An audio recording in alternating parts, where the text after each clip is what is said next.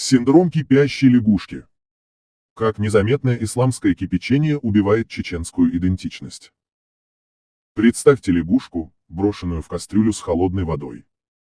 Огонь под ней медленно разгорается, температура поднимается градус за градусом, но лягушка не замечает изменений. Ее тело постепенно адаптируется к теплу, пока не становится слишком поздно, вода закипает, а бедное создание уже не может выпрыгнуть. Эта метафора – идеальный образ того, что происходит сегодня с чеченским народом. Медленное погружение в исламский религиозный кипяток. Чеченцы веками жили по своим адатам, неписанному кодексу чести, где честь, достоинство, равноправие, гостеприимство, терпимость и множество других высших норм человеческой морали были важнее любых религиозных догм. Первая завезенная, теплая, форма ислама была суфийской, мистической, терпеливой, намеренно адаптированной под чеченские традиции и менталитет. Призывы исламских проповедников были достаточно просты на слух и легки в принятии. Признайте Аллаха как единого Бога, а Мухаммада его посланником, а весь остальной ислам полностью соответствует вашим культурным, моральным и этическим ценностям. При этом истинное содержание Корана и хадисов долгое время тщательно скрывались религиозными адептами под разными предлогами в стиле: нужно сначала полностью изучить арабский и только потом перейти на изучение Корана. При этом доступных переводов в те времена не наблюдалось, а если и наблюдалось, то их религиозные адепты не стремились признавать. Не имея знаний арабского языка, чеченцы полагались на честность самих жрецов. Но потом начался нагрев. Сначала под благовидным предлогом очищения веры стали исчезать мелочи, девочек в школах мягко убеждали носить платки, а мальчиков посещать бесплатные уроки по изучению Корана. Параллельно, из-за последних двух оккупационных русских войн сильно разорвалась связь старшего поколения с молодежью. Из-за чего авторитет стариков резко упал и молодежь перестала прислушиваться к их советам, чем естественно быстро воспользовались религиозные адепты и перехватили инициативу влияния над молодыми чеченцами. Потом в ход пошли более серьезные вещи. Молодежь, одурманенная риторикой своих исламских алимов, постепенно пришла к выводу, что все их национальное, культурное, согласно исламу, является неверием и куфром, а шариат, состоящий по факту из арабских ценностей VII века, его достойной альтернативой. Кипение, когда абсурд становится нормой. Сегодня вода в кастрюле почти бурлит. То, что еще 30 лет назад вызвало бы у чеченцев ярость, теперь принимается как должное.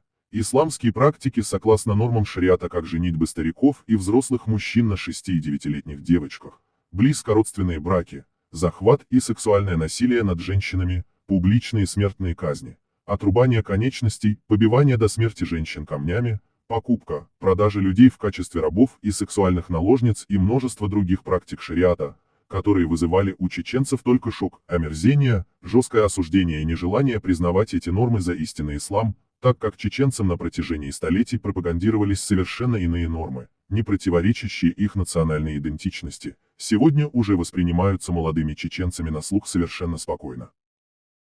Но вода не нагревается сама.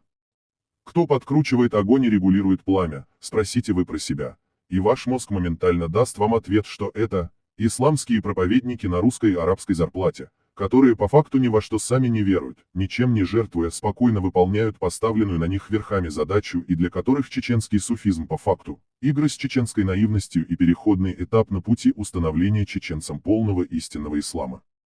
А истинный ислам – для них не что иное, как арабские ценности VII века, на которых можно легко и просто заработать, обманывать чеченский народ. Но ирония в том, что эти проповедники, кричащие громче всех о традиционном исламе, сами надменно уничтожают традиционный чеченский мир. В конце вы, наверное, зададитесь следующим вопросом: а можно ли своевременно выпрыгнуть из кипящей кастрюли? Лягушка погибает, только если не осознает, что ее варит. Но у обладающих разумом чеченцев еще есть шанс, однако для этого необходимо, во-первых, очнуться наконец от гипноза и постараться понять, что отказ от своих корней и слепая, наивная вера исламским адептам – это путь к полному краху и самоуничтожению. Во-вторых, вспомнить, кто они, народ, который даже под пулями царских войск и коммунистического гнета не позволил чужим законам сломать свой уклад. В-третьих, своевременно выключить огонь, отвергать навязываемые бесчеловечные нормы VII века, подавить в себе внушаемые страхи жрецами о вечном наказании адом за непринятие их религиозных догм. Ведь именно этими страхами они вами и манипулируют. Хотя в случае вашего полного послушания обо всех прелестях обещаемого вам вечного рая они тоже до конца не расскажут. Наконец, никогда не переставать размышлять, анализировать, задавать вопросы, кому выгодно такое развитие событий с нашим народом. Кто заинтересован в том, чтобы последние остатки чеченскости растворились в этом бурлящем кипятке? И тогда, возможно, даже почти полностью обожженные и разваренные почти до костей, мы все же сумеем выпрыгнуть из этого кипятка мракобесия.